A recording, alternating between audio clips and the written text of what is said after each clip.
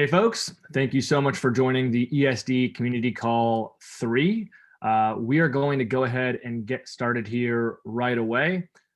And we'll start with our agenda for the day. We have the status of the PEG with Bradley. After that, we have the selling tax proposal with Jan, a Treasury update from Linda, V1.5 with Louis, and then we'll take some feedback and some questions, and I'll moderate that section. Without further ado, I'm going to go ahead and throw it over to Bradley. All right. Thank you, Peter Prof. Can you guys hear me okay? Yes, sir.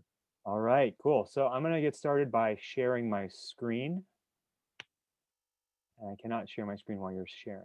Okay, let me go ahead and take that off.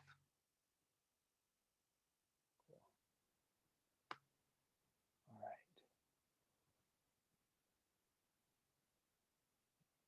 Can everyone see my screen okay? Yep. It's the ESD State of the PEG. All right. So for those of you that are new to this call, my name is Bradley. I am a community member, just volunteered for this role. I just like what ESD is doing and wanted to help out. So my role is to basically provide the state of the PEG and where we are relative to the PEG. And this information is purely objective. I am not going to give any of my opinions or analysis or anything like that, just objective information. So let's get started. All right, cool. So, all right, so where are we? So I have some information here that some data basically just measured the price over the last 30 days. Over the last 30 days, basically the minimum price has gone as low as 17 cents, and that is a change of negative 78% from the prior minimum price of the last 30-day period before that. The maximum price was 83 cents over the last 30 days, and that's a 49% change. The average price is 57 cents, and that is a negative 47% change. The median is 63 cents. That is a negative 40% change. And then the standard deviation by price actually went down a little bit to 0.17 to negative 4%. So the price has actually been less volatile over the last 30 days than the prior 30-day period. It's a very small change. And then again, price volatility is just it's not a deviation from the PEG. It's just how much the price has been moving around. And then standard deviation from the PEG, which is how much the price deviates from the PEG, is about 100, or it's 0.46, and that's about 144% change from the prior. And just to give people some context, this is following a gigantic expansion, of last month, and so a lot of this information is just reflecting that. All right, and then next, I have some additional metrics that I want to provide in the state of the PEG. I might just add a few things over the next few calls. I might want to get some feedback from other people, but right now I just want to show our current market cap and the percent change over the last 30 days. It's been about a negative 75% change. So our market cap has gone down over the last 30 days. And then the supply has gone down by about 13% over the last 30 days to 443 million. So I hope this is at least helpful to you guys a little bit. And then if you have any other metrics or any other information, please DM me on Discord. I'm going to make this available to everyone here. And that is all I have. Great, cool. Next, we have the selling tax proposal from Jan, although I don't know if I see him in here. Yeah, there he is. Yep. Can you, actually, I should be able to just share my screen, right? Yep. Is it do you need me to share, do you need me to make this account co-host or the other one? The one that doesn't have the video of me on it. Okay, hold on one second. Let me find that. Let's see here. I do not see it on my screen for some reason. Sorry for the delay.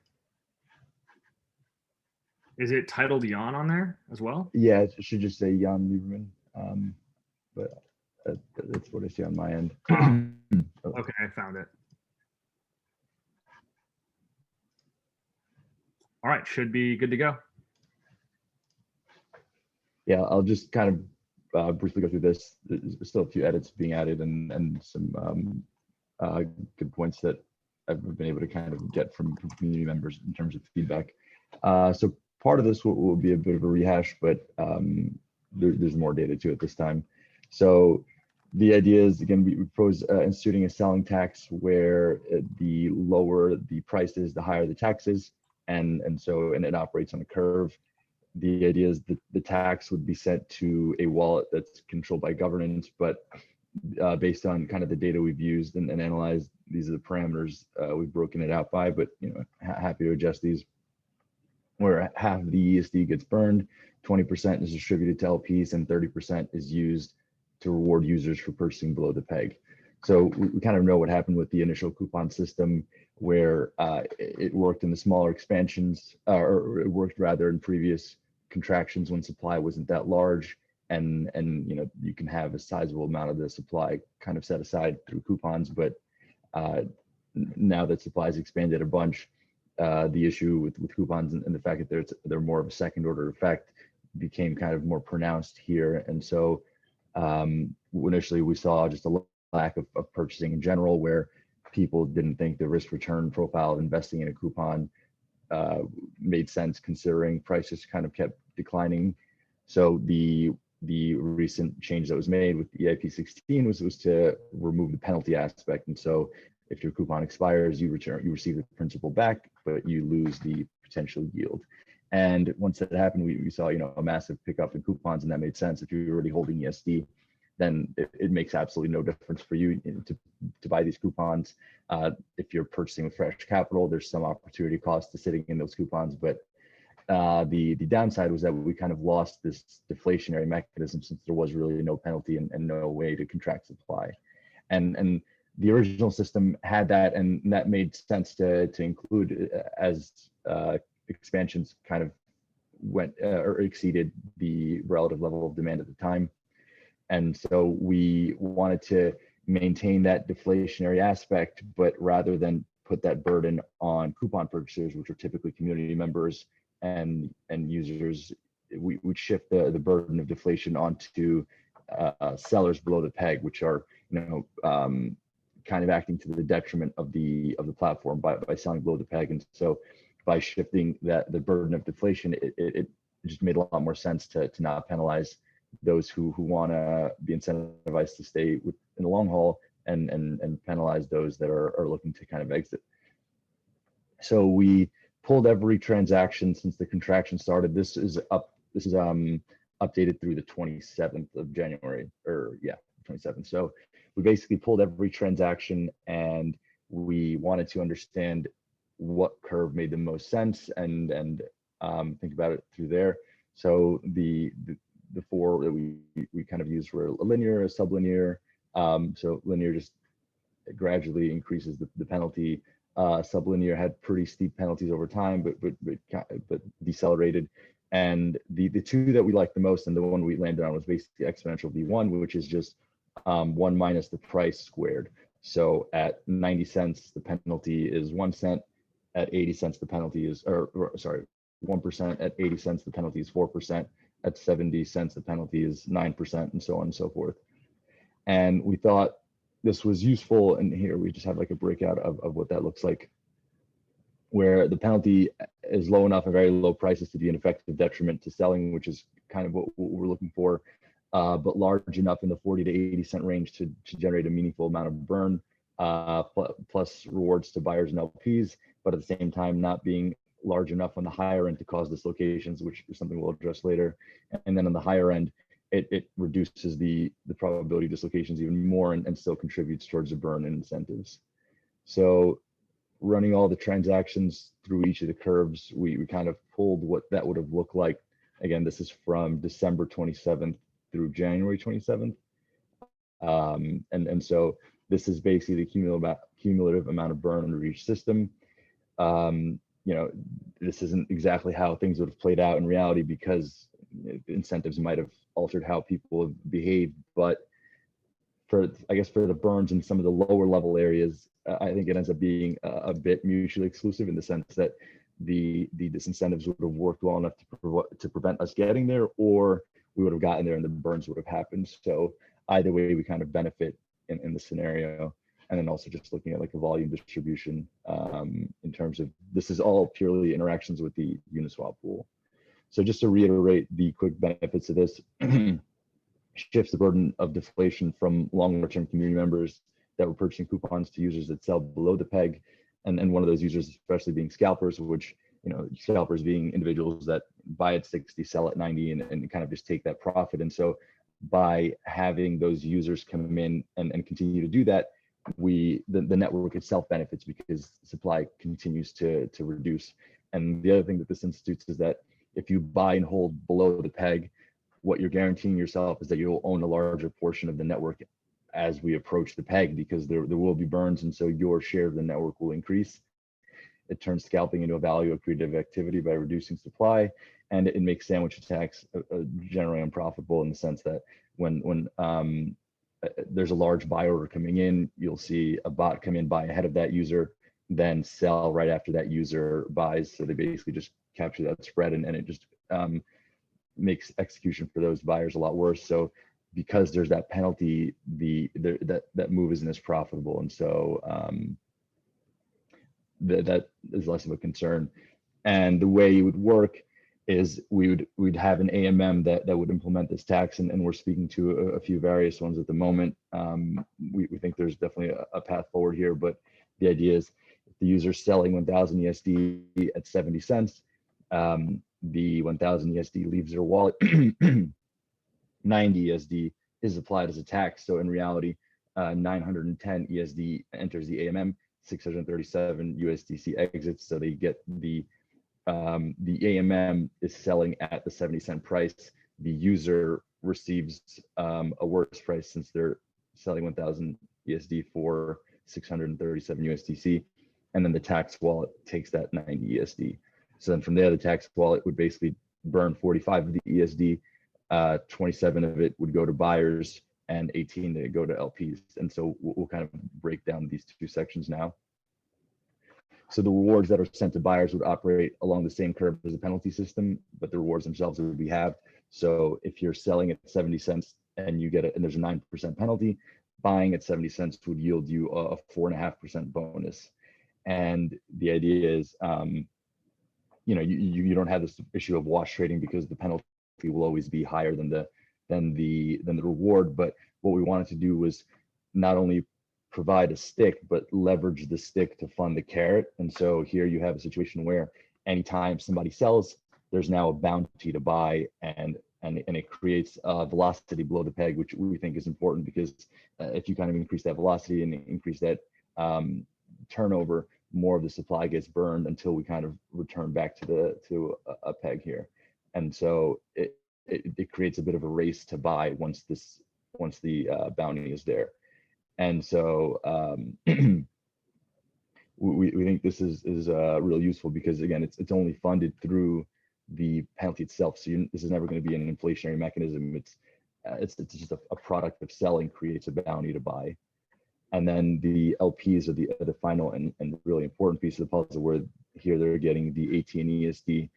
And the reason being, so we kind of looked at a lot of different values to understand what would be a reasonable one. And again, you know, happy to adjust this based on further analysis and discussions. These are just our suggestions as the parameter. But basically here we took the LP size at the time on each day and the amount of burn that would have actually taken place.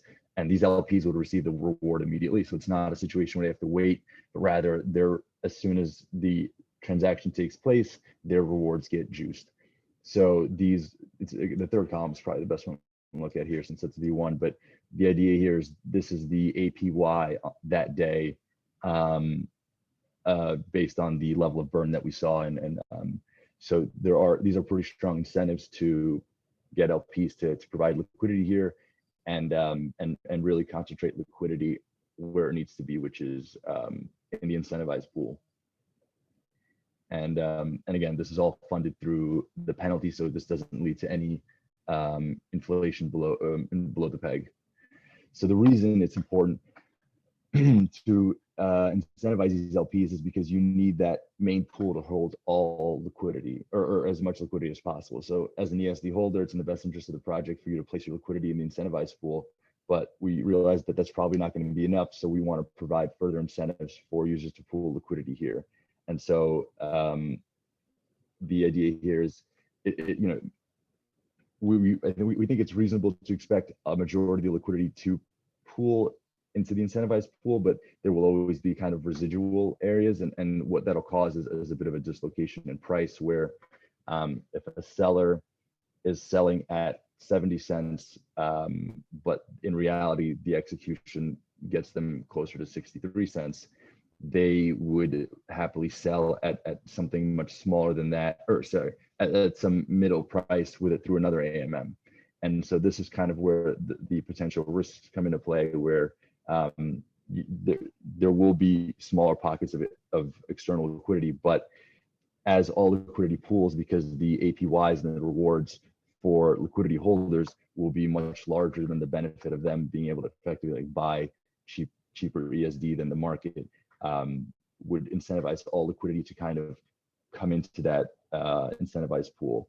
And so as we deviate further from the peg, the dislocation will kind of increase, but at the same time, so do the APYs for LPs. So it leads to a larger yield. And then as the price approaches the peg, the dislocation will decline. And just to show why, basically, so you know, at 90 cents, you're looking at a 1% penalty, which is effectively negligible. Even at lower levels, the penalty isn't that high. And with a much deeper pool and the incentives there, the execution will oftentimes be, you know, pretty much the same. And you know, in situations where you run through an aggregator like a 1-inch, assuming they can adjust for the pools, I'm assuming you'll get that transaction kind of spread across a few LPs or a few liquidity pools, but it's just, it'll be in the best interest for LPs to add liquidity there.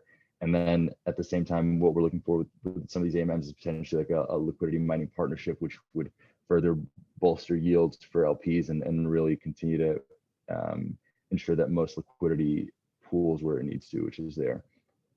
And so instituting a tax at these levels can have a strong effect on disincentivizing selling. And you know, part of what keeps buyers, users from buying is the idea that somebody will sell right behind them. So it's a function of the greater problem, and the idea of like regaining the odds of the peg will continue to decline. So this implementation should shift sentiment from if the peg will return to when, because as you kind of have continuous trading below the peg, you reduce supply. And so we think that this can really help with increasing that velocity and leading to different to further deflation.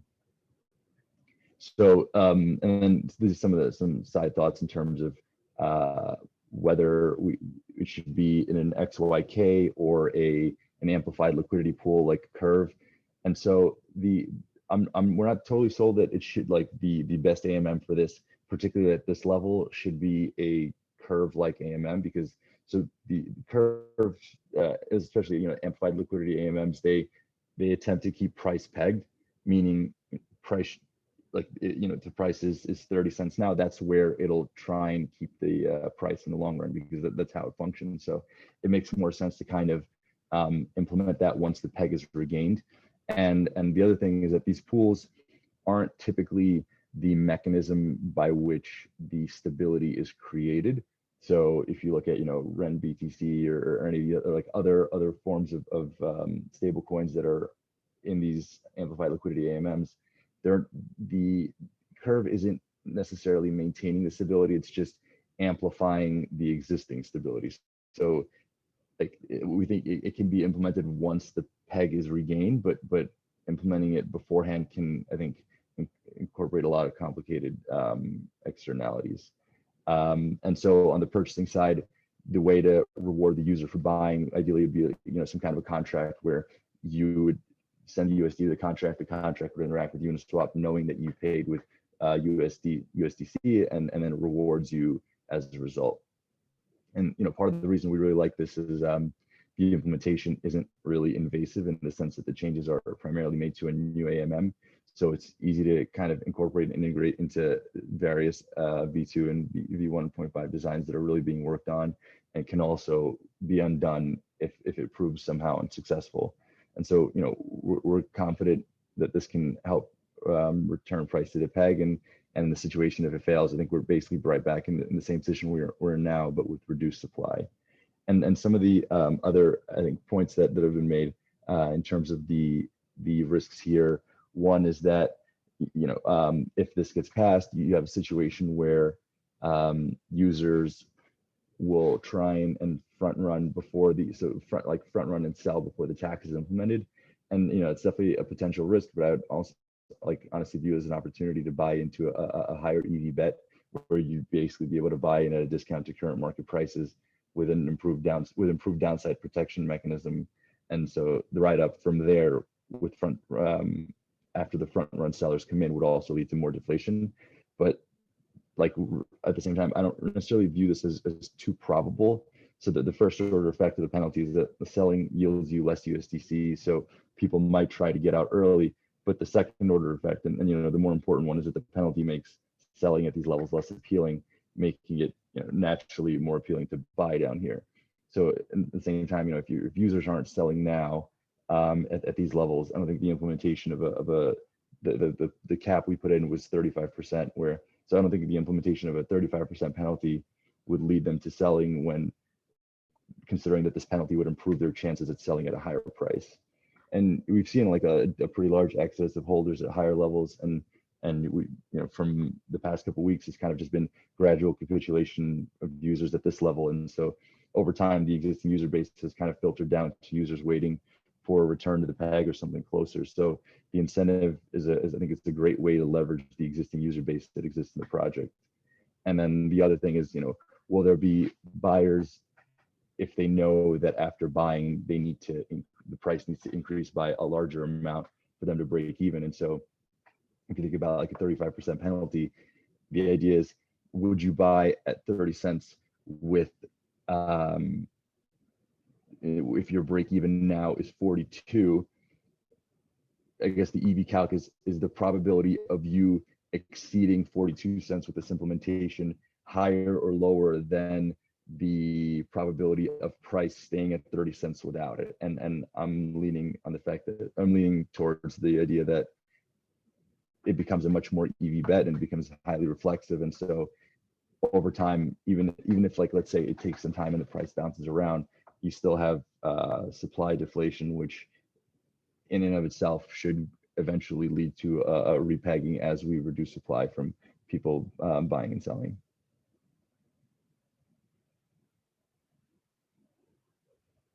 And cool. Yep. Do you have some time for some questions real quick? Because I see there's some. Yeah, absolutely. Happily, yeah. The first one is, do we have a time frame for implementation or for the EIP? Not yet. So we're in discussions with a few AMMs right now to see, you know, who's the best candidate. I know Balancer is also another option with V2. After speaking with Fernando, this is something that will actually be a feature of V2. So I think, you know, that's a great backstop situation in terms of an alternative, but we're also trying to see potentially Sushi or some other situations where depending on, you know, what makes the most sense considering everything. And so, yeah, kind of wanted some more clarity there before moving to CIP, and also just to kind of gauge community interest and take into account any potential qualms. Cool. And it does seem like there's going to need to be a new TIP for this, because I don't think this is existent under one of the existing TIPs, right? Correct. Okay. And then let's see here. It's already possible to borrow against ESD. Sorry, reading just the last couple things in the chat. I think borrowing power. Probably going a little too fast for me. Okay, so I think I like the concept generally, but I would support it. Wondering if there's a profit opportunity for buying the token at 20 cents and selling them at 90, and doing it again. I think that it does seem to be that buying it at 20, selling it at 90, you still make profit because you're only losing 1 cent at 90 cents. Is that right? Or 1% at 90 cents? Yep. Okay. Yeah. And then every time somebody sells, there's a carrot for somebody to buy at that price. But realistically, you know, if we can do that and have a lot of velocity below the peg, it just leads to a continuous decline in supply, which I think it's a great way to reintroduce deflation, but penalize sellers rather than community members that are trying to, you know, buy coupons. Okay. Okay. I don't see any questions, I guess, specifically for you. It seems there's some talk of like cream. Is it possible to borrow? It's already possible to borrow against ESD in cream right now. I'm not sure that's a question for you. Yeah, there's a limit now. Yeah, I'm just Yeah. reading the questions now as well. Cool.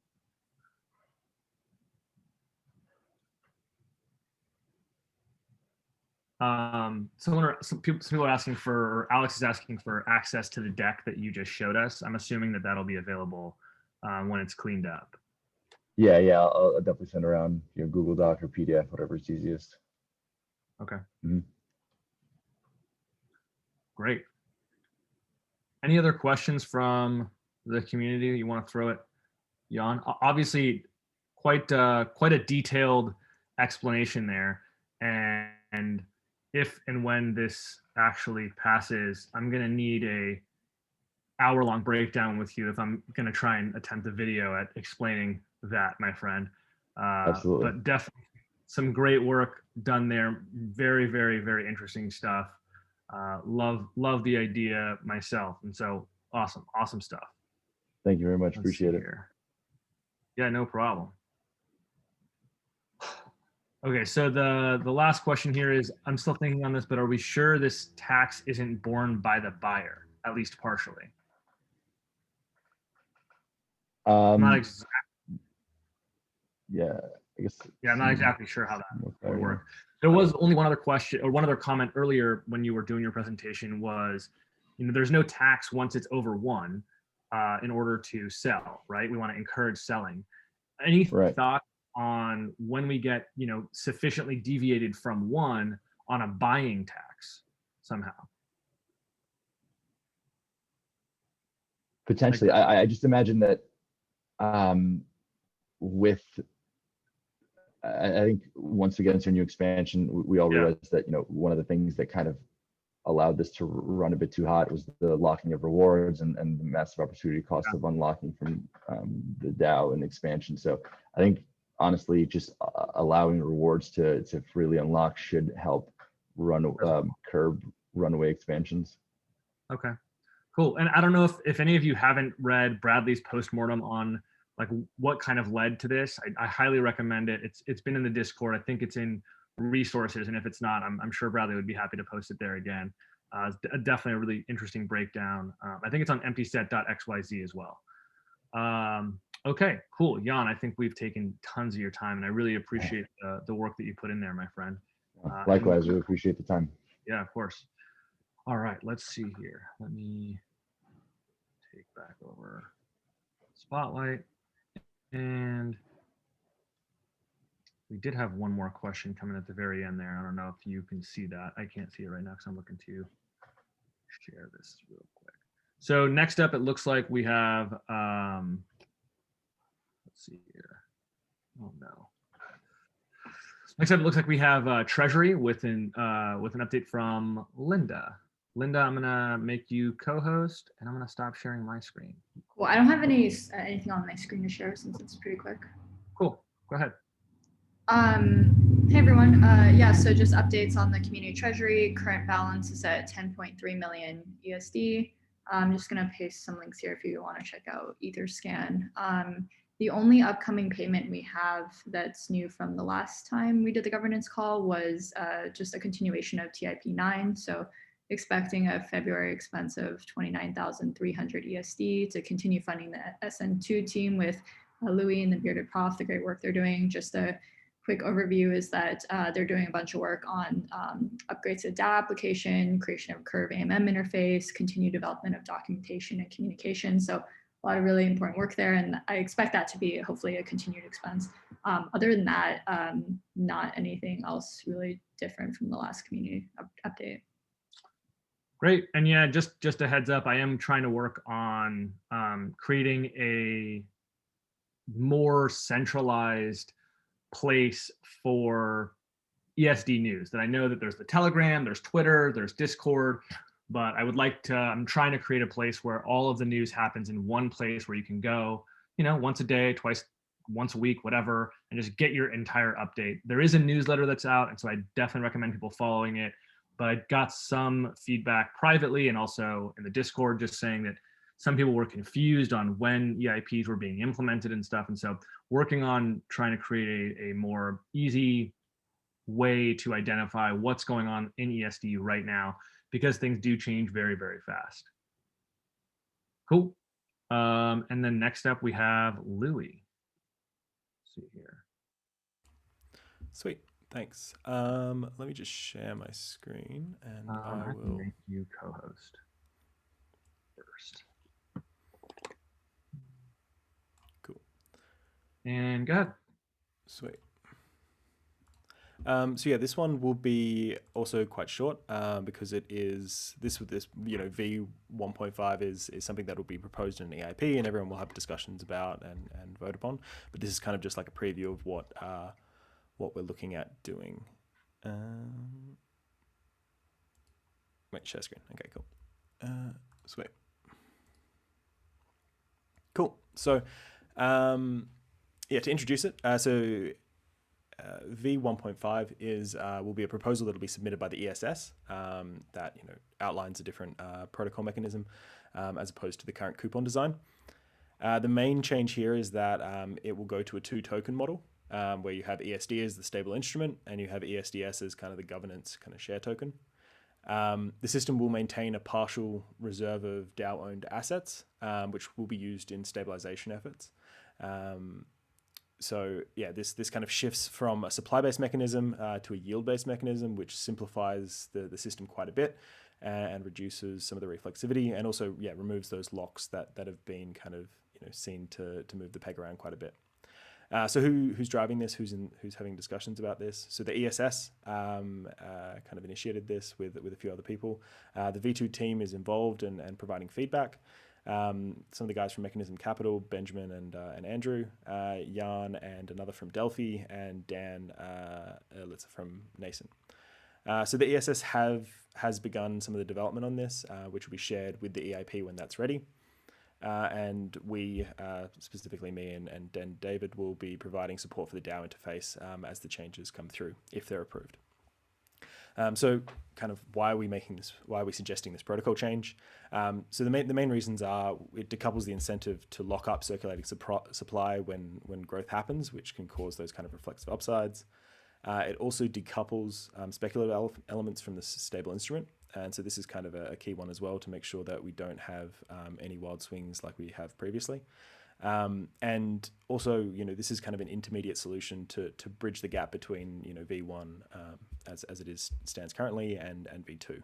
So, with V2 being a few months away, we need something to be able to make sure that we can bridge that gap and come back to a point where the system is kind of working well.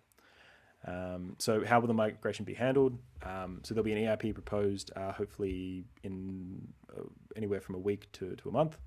And if it is approved, V1 will kind of go on pause while the migration completes, and ESD will kind of be shifted over to a new token called ESDS, which is transferable. And so, when is this change happening? A number of components have already been created, specifically, I think it's EIP 12, the reserve component was created, and that can be implemented as a part of this new design. As well as some kind of modules that are from different protocols that are quite well known. So that helps with speeding things along. And in terms of specific dates, soon. There's changes like these are relatively complex, but I think the ESS has been working on it for a little while, so they have a bit of a head start on it. So, I mean, after, this is a very, very brief overview and it doesn't really go and dive into the mechanics specifically. This will come out when the EIP does. And we can have, I'll open a channel preemptively anyway, so we can have discussions about, what something like this would look like, and EQ and the rest will jump in and have conversations there. But generally, there is a protocol change that will be proposed in a short time. Code will come with it, and we can all vote as a community on whether or not this makes sense for ESD moving forward. Cool.